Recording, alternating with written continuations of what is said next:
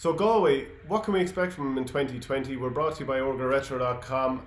Michael Verney's wearing the Galway jersey there. Gives an out blast of it there. Go to OrgaRetro.com, get 15% off with the Our Game code. Here's the down jersey for any hurling men up there in the peninsula and that neck of the woods. If you want to get that same thing, the same promo code. What can we expect from Galway in year one under Shane O'Neill? We know he's won a Club All-Ireland with the Piercing in 2016, got them back to an All-Ireland a couple of years later. He's obviously got a very good pedigree, very well thought of, considered a player's man. And I think there were definitely green shoots during the league. Obviously the league is 7 months ago at this stage, so what can we really read into it at this stage? So much water has passed under the bridge. But even the way they came from behind against Tipperary and won convincingly for a finish in that league game, there were real signs to me that this is an upwardly mobile side. Yeah, it seems like a long time ago, but I think they were coming to the boil nicely. Like I think of all the managers, I think he was in the mid-30s of players that he had tried out during the league. So he was given loads of lads different chances in lots of different positions. He obviously is watching Galway and watching. Would have seen club championships and different things like that, and come up with maybe watch the likes of Thomas's and a few others. But he's really only learning on his feet. So he put in a lot of players. Say he learned an awful lot. Things seem to be motoring well enough when things were finishing up. Because remember, me and you were both down in the Gaelic grounds maybe a month or 6 weeks before that, and it didn't look great against Limerick. Now, to be fair, Limerick are the sort of team that seem to always be going well no matter what time of the year it is. So if you're a bit off, you definitely will be caught out against them, and they were. But new things that we've seen, probably Conor Whelan going in at the edge of the square and probably remaining at the edge of the square, being in full forward maybe as opposed to corner forward. And to be fair now, he was interchanging nicely, because I remember that game against Tipperary, he went out centre forward at times as well, and I made a bit of a point of it at the time. I think that they're probably interchanging maybe a little bit more, whereas in the past, I mean, Micheál Donoghue did brilliant and won an All-Ireland with them, but one of the big criticisms of 2018, for example, is just lumping ball on top of Johnny Glynn at full forward, and what was plan B? Not sure there was one. And of course he doesn't have that option now. Johnny Glynn's not going to be available to him. Yeah, he transferred back to Ardrahan, but I don't think he played. No, there was nothing to that at all after. He didn't come home or didn't play or anything like that with Ardran. And by all accounts, he revealed in a podcast there a couple of months ago when he was talking about having COVID and that, he was talking about that it probably did look like his Galway career was over. And I think people maybe lost the run themselves when they saw that transfer thing coming through, but nothing really came of it after. He didn't come home or didn't play with them at any stage. So he's going to have to, Shane O'Neill probably realised that he was going to have to look at a different way of playing. They couldn't just lord ball down on top of him. Wouldn't you love to have him? Of all the years, wouldn't you love to have him winning frees at half forward, putting him the edge of the square, getting goals, setting up goals? Like it would be made for him. Put it this way, can you imagine having him full forward and having a half forward line of Cathal Mannion, Joe Canning and we'll say Conor Whelan, even because the amount of attention you'd have to put on that line, and then knocking ball in on top of Johnny Glynn with maybe Brian Kincannon and Conor Cooney working off him. Yeah, like even the thing, he's come back in previous summers and that, at the start of the summer, and it doesn't take him that long to get up to speed. Like winter hurling it's less kind of focused on your touch, if you know what I mean. It's more just get the ball in your hand. So it would actually suit him perfect. So I think his loss probably can't be understated. But I'd say Shane O'Neill knew, like he said in February, that it didn't look like he was going to have Johnny Glynn. So he's been planning for an awful long time without him. And I suppose Conor Cooney showing a bit like the 17 form. Obviously not that good, but showing something like that form with Thomas is a big thing for him. Shane O'Neill, there's 4 first-time managers. So you have Kieran Kingston, Liam Cahill. I can't think of the fourth one offhand. But Shane O'Neill is the one manager that's coming in. Well, it's round two for Kieran Kingston, first of all.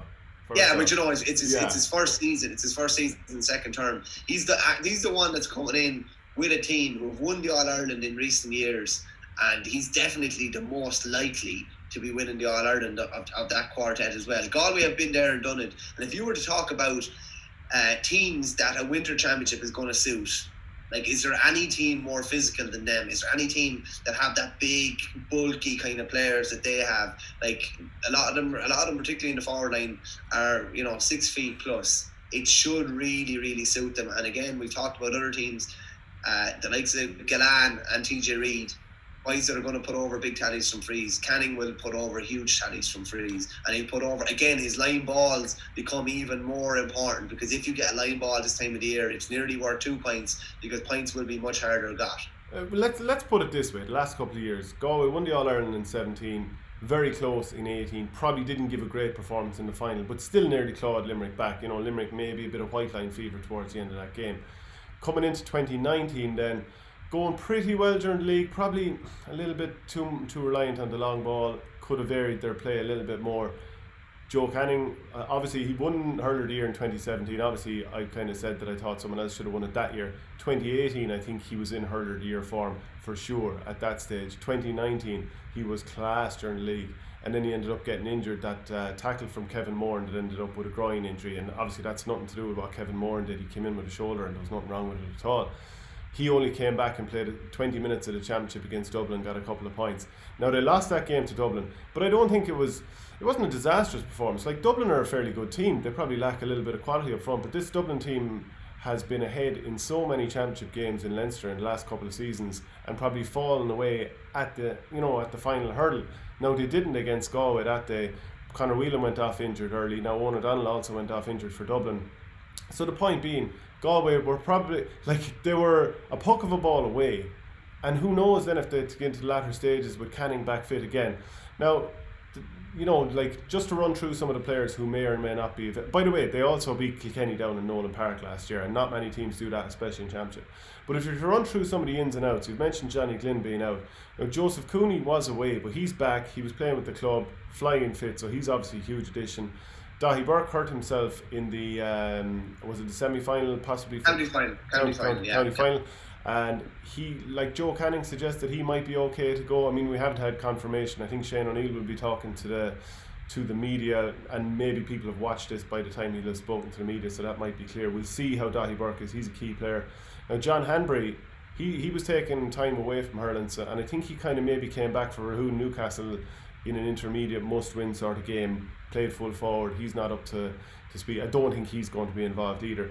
So in an overall sense, I don't think they're that far away. I think they could easily win the All-Ireland. Sorry, not easily win the All-Ireland this year, but they're going to be in the shake-up. There's no team going to be hammering Galway.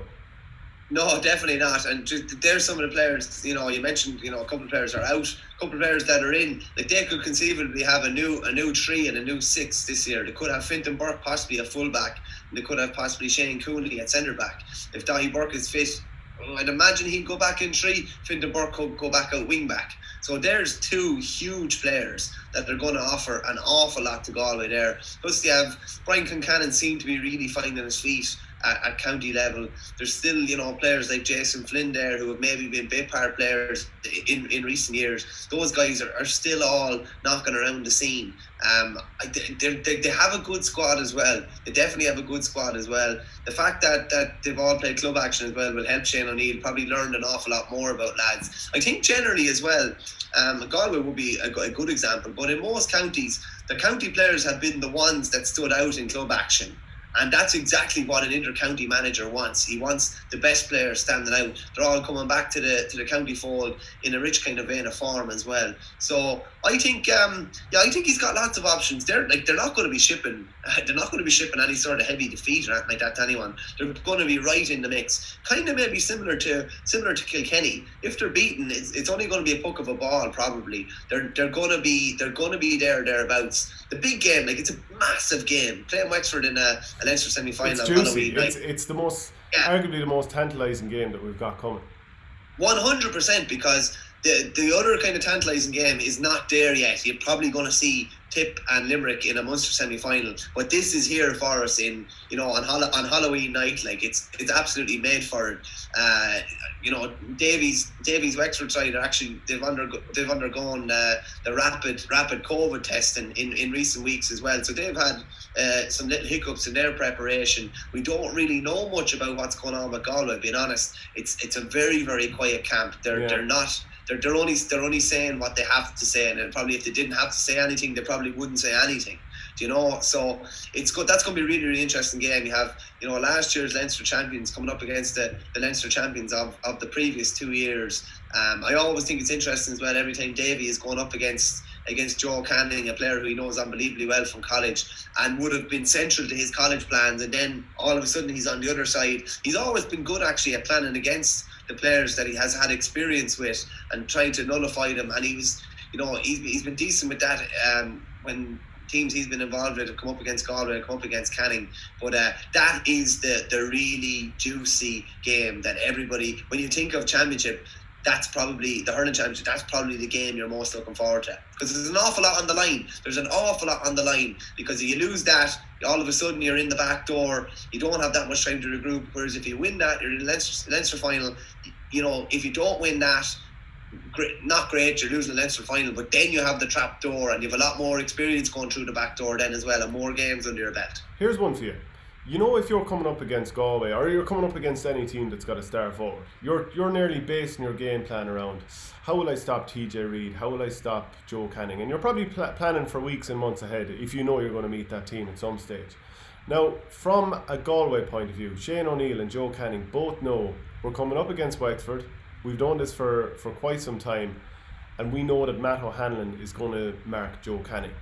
How do we work that to our favour?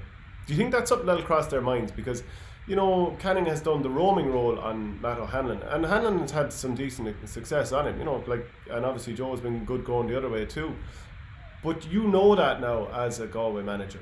How do you take advantage of that? Something I'd be doing there is, because it never happened to me in hurling, because I never really played up forward, and no one was ever going to man mark me. You can't hurt it. They were never going to man mark me. But I played wing back in football a lot, and there was often times where a lad was man marking me, and it was just so frustrating, because I suppose I've been trying to do that to lads for years, trying to man mark and keep out games, and it happened to me a couple of times, and I didn't deal with it probably the right way, or come up with any sort of innovative way to get myself into the game and put that player out of their comfort zone. So if I was Canning, what would I be doing? I'd probably be going into the edge of the square. I'd probably be going in corner forward. I'd probably be trying to put Matt Hanlon into a sort of situation that he doesn't want to be in. Does Matt Hanlon want to be a corner back on Joe Canning? I don't think so. Would it be a lot more comfortable being wing back, centre back, maybe even out around the middle of the field? I think he probably would be. I'd be going into positions like that would potentially maybe leave him in a foot race, maybe leave him in a situation where there's going to be ball sprayed in low into the corner, and Canning could win it, and he's true on goal if he gets it. That's probably what I will be thinking, because you have to think, okay, they're going to go with this. It's worked before for them. Joe has kind of maybe roamed out a bit. Didn't really work. Wexford probably got more out of Hanlon than Galway got out of Canning. So you're trying to put him out of his comfort zone. And I think maybe something like corner forward might work. Yeah, and I can see that working too, because you've got to sort of, and I think this is something Shane O'Neill is good at, and I know I've obviously mentioned the whole Kula and Pearson thing a load of times, but I was just so impressed with him, and I think he, like after the draw in All-Ireland in 2018, we kind of had to analyse the game and see ways that Shane O'Neill had sort of upset our game plan, because you were coming in as reigning All-Ireland champions, you were winning games well and all this kind of stuff, and all of a sudden it almost felt like the script had been flipped on you. Everything that you were planning to do against them, they were almost turning against you. So I was very impressed by that. And another thing I was always impressed by was the level of touch that the Napier players had. And obviously we saw it again this year as they destroyed everyone in the Limerick Championship, and obviously Doon were weakened in the final. But the point remains, their touch is always brilliant. Galway players in general are fantastic hurlers, the great touch. And I think he's going to have their touch at 100%. I think they're going to be burned by not winning titles in the last couple of seasons. They're 2-1 to win Leinster, 6-1 to win the All-Ireland, and I just can't see them being far away at all. Is there any weakness you'd see in there? I mean, if let's say Dahi Burke comes through and he's okay, even if they have to go through the back door, I'd be worried about the teams they're going to face. Yeah, I think Galway are probably one of the teams that, not that they want to go back through the back door, but they'd be well equipped to go through the back door. You have to remember Shane O'Neill is learning on his feet here as well, so it could take possibly a one-score defeat to Wexford for him to just realise, maybe, okay, I might need to put this lad here, I might need to move the pieces around a small bit. They get maybe how should we say, a lighter game maybe in the first round of the qualifiers, learn a bit more, settle their team a bit more. Like if he puts, like if he is moving Dottie Burke out around the middle of the field, like that's a big move. and it's a big move for them to be playing against Wexford and kind of learning on their feet. That could be difficult. I think they're one of the teams that are most equipped to go through the back door, because it is, as you say, it's his first season. A lot of the other managers have had time to bed in their tactics, bed in systems of play, get to know players. He's still learning about players. Joe Canning said the other day that they were basically let off to the clubs during that kind of window, and that would suggest that he's kind of chasing his tail a bit as regards trying to put structures in play with the county team. Shane O'Neill is, so it'd be interesting. I think he's learned on his feet, so I think they'll be okay to go through the back door. They'd learn fairly quickly from it. They have the players, Shane. Cyril Farrell always says to me, they have the chess pieces. It's just a matter of putting them in the right order. I know he always comes up with some sort of an analogy like that, but they have all the pieces, and it's just a matter of putting them and finding the right spots for them. Yeah, and I'm interested to see how the younger players like Brian Concannon, you mentioned, Evan Nyland impressed me against Tipperary in the league. If you run through their all-stars, right, so Dahi Burke, would he get on any team in the country? He would, of course. Would Pádraig Mannion? I believe so. Grogan McInerney wouldn't be too far. Davy Burke on top form, he's one of the premier midfielders in the country. Joe Canning obviously gets on any team. Conor Whelan gets on any team as far as I'm concerned. Colin Mannion's not too far away. Conor Cooney, if he's 2017 form, not too far away. And there's probably one or two other players that haven't won All-Stars that are obviously really good too. So from that point of view, when you go through it player for player, if all of those guys are on the field, I mean, who fancies beating them? Yeah, no, I agree with you. Yeah, I would have a slight worry. Maybe just the goalkeeping position has been up in the air over the last couple of years. So Colin Cannon has played there, James Skehill has played there, Éanna Murphy played there in the league as well. Be interesting to see, do they go with a new goalkeeper, or do they go with Skehill, he obviously started the 2018 final. He started 2012 final back in the day as well. So that's a big kind of call as well, because you look at the other teams, you look at Stephen O'Keefe in Watford, really, really solid, really dependable, has been playing there for years. Owen Murphy in Kilkenny, Nicky Quaid in Limerick. You're looking at these guys, whether it's Nash or whoever in Cork, lads that have played for a long time, bringing in a new goalkeeper. That's why I'm saying O'Neill is learning on his feet, and that's a big position for them. And that's why I think they're well equipped. They might not win Leinster, but you could conceivably see them not winning Leinster and winning the All-Ireland. Do you remember in 2018 when they played Wexford down in Wexford Park? I think they were wearing the white jerseys that day, and there was a bit of a wind, and James Skehill was landing the puck outs on the 14 and maybe even not too far off the sort of 6-yard line. What happens if we end up with a wintry day, which we obviously will have many of, and there's a hard wind, and you're thinking, just like Enda Rowland has pucked the odd puck out over the bar for Laois, let's put Skehill in there because he's going to put bombs more or less landing on top of the goalkeeper. I mean, that a few teams will have that, but maybe that's why Skehill might get the nod. Yeah, fair point. And as I said to you, just with conditions, you'd love to play through the lines, but you cannot do that the whole time because it will break down. Touch is going to be off. It's a kind of a sloggy, kind of heavy ball. It's just harder to do that. So I do think teams will mix the long ball a bit more maybe than they have been used to doing over the last couple of years. They try and take out a lot of that kind of hard work in the middle and leave some bombs in. So you could easily see, Skehill, if he's playing in goals, taking a ball on at the 21 and even possibly going for a score if that's the way it works out. So yeah, it's definitely going to be interesting, but they definitely have the players to be thereabouts, and they'll have the freshness and the hunger from last year as well, because I know they were really stung. They were one step away, a score or two from being in a Leinster final, and then all of a sudden they were out of the championship. So They definitely have that hunger and that thirst. And as well, if they don't do something this year, it's another year. It's 4 years since the last won the All-Ireland. And then all of a sudden, guys are a bit older, and Joe Canning has openly kind of said, about his career, his inter-county career is not going to go on forever as well. So, this is a chance with their age profile, no more than Kilkenny and no more than Shamie Callan and Brendan Matter, Bonner Matter, and a couple more in Tip. The lack of a pre-season or a short pre-season will suit a lot of those guys as well. So I think they'll be primed and ready to go. You know me, I've been saying it for quite a while. I think Galway are, well, not quite a dark horse. Actually, as my mother says to me with my multicoloured beard, a bit of a batty-coloured horse. So I think that they won't be too far away. They're maybe a batty coloured horse for the All-Ireland this year. If you want to get the jersey that Michael Verney is wearing there, the old Galway shirt, go to orgaretro.com, 15% off with our game promo code. Even the down jersey there as well, that's tasty enough. Maybe some of your clubs out there, those colours, and you fancy getting it. Thanks very much, Michael. What Galway legend, Shane? What Galway legend do you think of when you this jersey? What's the one that comes into your head? I think Joe Cooney is the first name that's coming to mind as you're saying that. Maybe even Conor Hayes. Sylvie Lanana would be mine. I don't know, a real butcher of a defender. Yeah, Conor Hayes is coming up as well. You know the way sometimes you'd see those All Ireland goal matches on telly, and they had the shorts that had the sort of almost rugby type fabric on them. But they were absolutely bet up your gooch, really. And you see some of those All Ireland goals, and those shorts, they're barely legal as far as I'm concerned. They were cardboard. They were like cardboard shorts back in the day. But yeah, this is an absolute beauty. It always reminds me of Connolly's speech. You know, the people of Galway, we love you. And I love this lovely Gansey.